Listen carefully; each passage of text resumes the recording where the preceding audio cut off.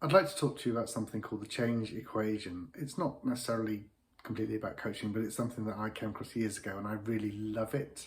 So I just have an urge to share it with you. It's about what needs to be in place for someone to make a change. So that, in a way, I feel like relates to coaching, because coaching is frequently about change and trying to make a change. And so I think this might be relevant. Anyway, I really like it, so I just thought I'd share it with you.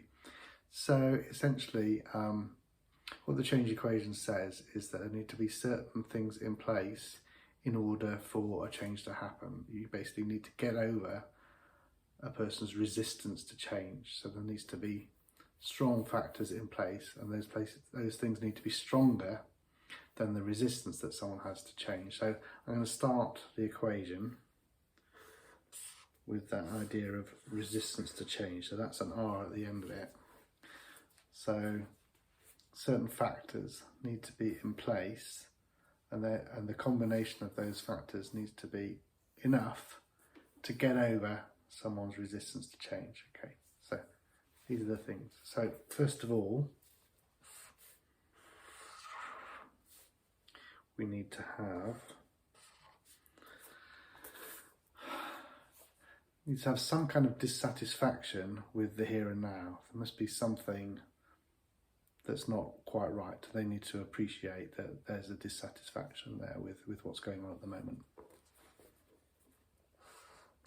The next thing that needs to be in place is there needs to be a vision of this future thing, what it might look like, what the future might look like after the changes happen. So as well as having dissatisfaction with what's going on now, you also need the person to be able to visualize how much better something might look once this change has happened. And then finally, we have this thing called F, and this, different people say it differently, but I see it as the first practical steps.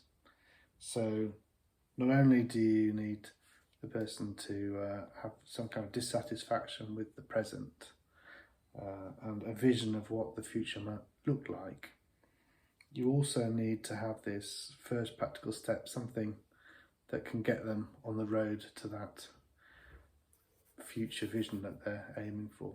And it's a multiple. You need to multiply these things together. So you take one away, change isn't going to happen. You need to have all these things in place, and the combination of those needs to be strong enough to be greater than the resistance to change. So dissatisfaction with the present, a vision for the future, and the first practical steps.